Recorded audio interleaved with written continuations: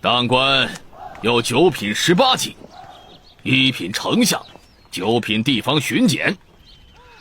而我们修炼肉身却是分为10重，1重养生，2重炼力，3重招式，4重刚柔，5重神力，6重气息，7重内壮，8重神勇。大黎王朝的龙渊省第一大世家方家的内府万象园之中，清晨的雾气还未散去，一群方家子弟又开始了早上的习武晨练。这些子弟动作矫健，敏捷伶俐，拳脚出似剑，落似风，显示出了雄浑的根基。不过这时候，一双眼睛在远处的黑暗假山群里偷偷看着他们的各种动作，竟是在偷学武功。前1个月，我发现了一条下水道，居然可以直通内院假山群下面的淤泥中。要不是这样，我还不可能进入内院偷学武功。如果被发现是死路一条，但是我方寒总不可能做一辈子的奴才吧。方寒是方家的一名小奴，一个身份卑微的家丁，居然偷偷摸摸进入内府，偷学主人家里的武道真传。这种行为可谓是胆大妄为，不怕死到了极点。方寒继续仔细观摩着这些方家子弟的动作，任何神态动作都被他记在脑海中了。如果把肉身练到第10重神变境界，五马不能分尸。当年我方家的一位先祖被敌军抓住，以五马分尸酷刑杀之，但是我方家祖先一发全身力量把五马拉倒，飞奔而走。这就是肉身练到第10重神变的力量。方寒心中暗暗震惊啊！五马不能分尸，这人的力量该有多强大啊！肉身真能达到这种程度吗？他眼帘紧紧盯着练武场中那个正在说话的紫袍中年人。这个紫袍中年人身高9尺，昂藏巍峨，好像一座山一样。虽然相隔很远，但是扑面而来的压迫让方寒几乎想停止自己的呼吸。这就是方家的一位高手，巨灵手方童，威名赫赫，名震大江南北，是来教授方家弟子高深武功的。身穿紫色大袍的巨灵手方童一出现，顿时练武场中的所有方家子弟都停止了各自动作，笔挺的站直，听着他的训话。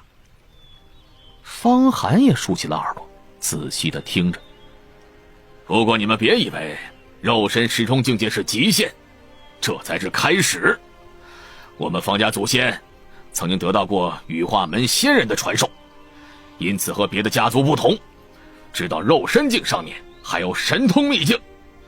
只有脱去肉身的束缚，踏入神通秘境，你们才能真正的笑傲天下，位避王侯，为我方家光宗耀祖。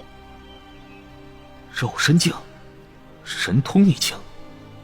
听着这些话，方寒感到了一扇从未出现过的大门在自己面前敞开。他每天早上在这里偷看武功，从来没有听到过这番话。那巨灵手方童口中说的10大境界，竟然清晰地展开了一个个阶梯。就在这时，一个方家子弟问道：童叔，什么是神通秘境？所谓神通，就是打破常人所认识的世界。巨灵手方童在说话之间，眼神中也流露出了凝重的神色。做到不可能的事情才叫做神通，不然什么叫做神通啊？打破你们常人所认识的世界，这就是神通。自己提起自己来，这是踏入神通秘境的第一个分水岭。除此之外，还有种种手段，喷吐水火，凌空虚度，操纵雷电，飞剑杀人，这都是神通秘境的手段。那童叔，您修炼到了神通秘境没有啊？神通秘境非同小可，能踏入神通秘境的高人，都是精彩绝艳之辈。我现在也只是修炼到了肉身境第8重神勇的地步。你们如果有人能够修炼到神通秘境，那么我可以肯定的说，方家家主的位置就是你的，而且我大黎皇朝都会给你极高的爵位来笼络你的。从肉身境到神通秘境比登天还难呢。你们若是在3年之内能够修炼到肉身境第5重神力的境界，开千金之功，奔腾如马，有1马之力，那就已经是我方家的喜事了。好了，这些传说中的东西，我今天说给你们，是给你们长一长见识，给你们辛苦修炼的信心，风光无限，富贵无限。现在开始修炼。松鹤万寿拳，这是我方家祖先得自羽化门仙人传授的上层炼体招式，你们要吃透其中的意境和韵味，我也会一一为你们讲解的。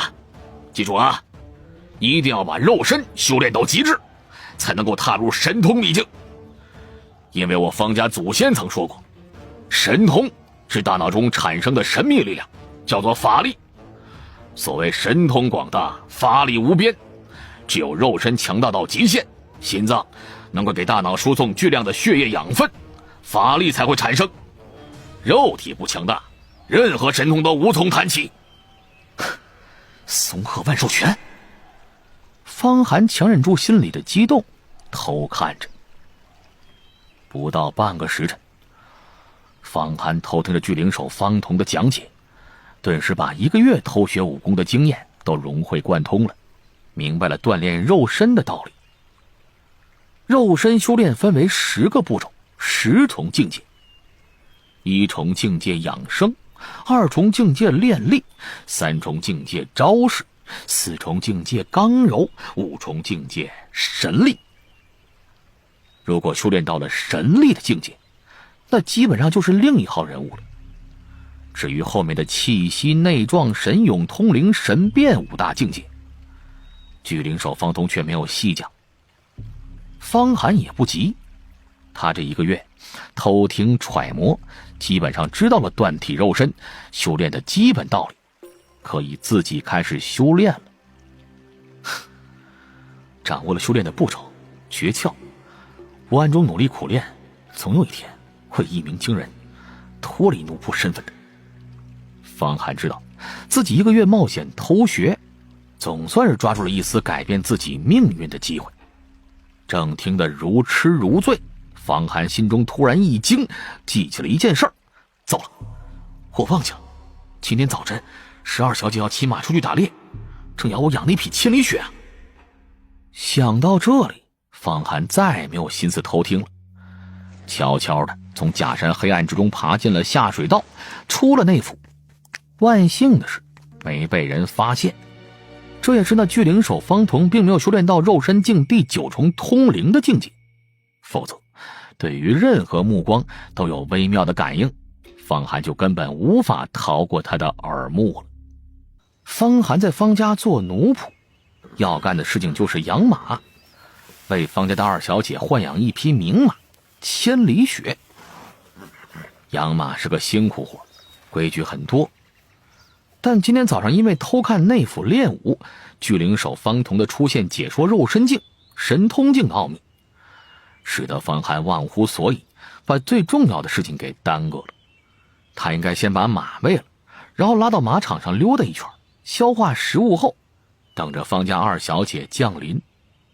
果不其然，当方寒匆匆忙忙走到马场的时候，就看见自己豢养那匹千里雪被一个气质冷艳而高贵的女子骑着，女子身边站立着丫鬟，还有威风凛凛的护卫，以及几个同样骑在马上的青年男女，都是神光炯炯，显示出了不低的修为。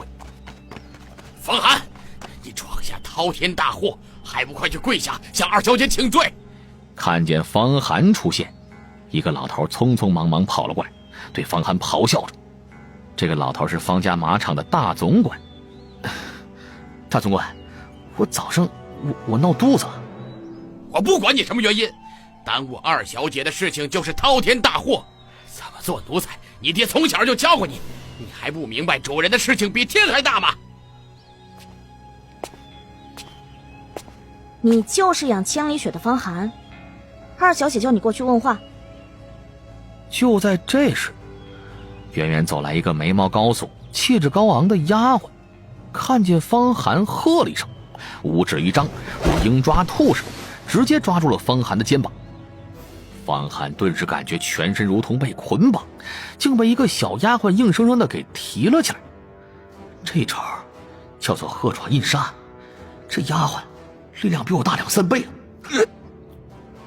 方寒看这个丫鬟的招式力量，顿时就想起了偷学武功的经验。不过他一点都躲不开，虽然他偷学1个月，心中开窍，但还需要大量的练习，又怎么比得了这个二小姐身边的贴身丫鬟？更何况，就算他躲得开，也不敢躲呀，否则更是要大祸降临了。砰！方寒被一下扔到地上，全身酸麻。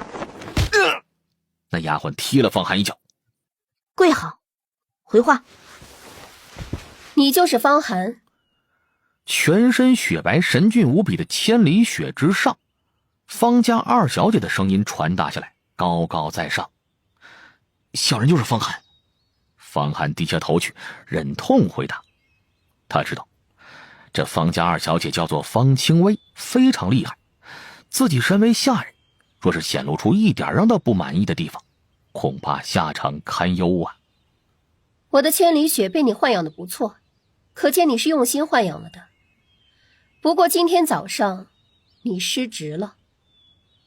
我不管你有什么原因，身为奴才，一切得为主人着想，这是我方家的规矩，也是天底下做下人的规矩。这匹千里雪就是你的性命，你拼了性命也要伺候好它，明白吗？小人明白了，小人以后一定拼着性命，也要为二小姐养好马。人在马在，人亡马亡，二小姐饶了小人今天的失职吧。方寒头如捣蒜，这个时候他自然知道自己应该怎么做。在诚惶诚恐的叩头之中，方寒的眼神悄悄落到方清微踩着马蹬的靴子上。方清微的靴子是纯白色的，上面镶嵌着美玉，精致而华丽。看着这只高高在上的靴子，方寒心想，哼，总有一天我也要让别人仰望靴子。让他使鞭子，记住这次教训。是。旁边一个丫鬟立刻拿起了马鞭，狠狠抽在了方寒身上。钻心的痛啊！那丫鬟手劲儿极大，每一鞭鞭梢在空中飞舞，荡出了爆鸣来，几乎把他骨头架子都打散了。但是他忍住咬牙，冷汗淋漓。10鞭抽完，几乎是要瘫倒在地上。谢二小姐赏鞭。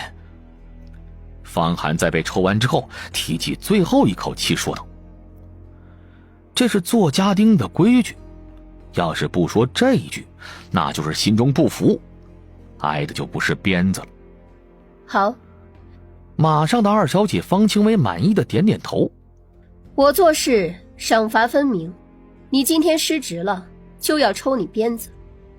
不过这匹千里雪你用心豢养了，精力强悍，而且没有私自克扣马粮的行为，我倒是要赏你。拿去吧。一块闪亮的银锭从马上落下来，掉到方寒面前。这块银锭上面铸造着精美的火焰纹路，还有足银5两的字样，显然是大黎皇朝的官银。5两相当于方寒1年的收入了，这可是一份不错的赏赐了。方家的马吃的比人还好，每天都有大量的鸡蛋、豆浆供应。有很多家庭都暗中克扣马粮自己吃，但是方寒却并没有这样的行为。这赏赐显得方清微明察秋毫。记住，做下人，做错事了就罚，做好了就会赏。只要你忠心，一心为主，总会有你的好处。丢下赏赐后，方清微对身边的几个青年男女说：咱们走吧，不要错过了围猎的时辰。二小姐之家有方啊。家大人口多，治理这些奴才当然得有规矩才行。方清微的声音很清冷，始终是冷艳高贵的腔调。不过4个字，恩威并施。如何施恩，如何施威，这其中的火候把握好就行了。几个青年男女和方清微说话之间，骑马怒卷如龙的离去了。哎呀，方寒，你这次却是得了好处啊！虽然挨了10鞭子，但得了二小姐5两官银的赏赐，真是划算呢。是啊，10鞭子能换来5两银子，我也愿意。谁不愿意？傻子都愿意。方寒，这次发财了，请客请客。等方清微一干人等离去之后，马场中一些养马的马夫都围了上来，看着方寒手里的银子，都现出了羡慕的神色来。哎，这次打鞭子赏银子，下次说不定就是杀了你而后葬。看着这些人，方寒心中冷冷一笑。请客是肯定的呀，不过我现在全身伤痛，等伤势好了以后一定请你们吃饭啊。哎呀，我这身上……他发出痛苦的呻吟声来，两孔都扭曲在一起，一瘸一拐地脱离这些人的纠缠了。哼，如果我练成了巨灵手方童口中的神通秘境，不知道二小姐会不会先打鞭子再给甜豆吃，会不会位置调过来，我拿鞭子抽着二小姐再赏她银子。回到自己居住的小屋后，身上的鞭痕疼痛减轻了一些，拿着手中的5两银子，知道这是治家的惯用手段。第一，表明自己赏罚分明；第二，表明自己明察秋毫，告诫其他的奴仆；第三，打了又赏，可以使下人不至于产生怨气，更加忠心为主。不过方寒从小就厌倦这种与人为奴的生活，这是他父亲暗暗教导给他的，宁为乞丐，不为人奴。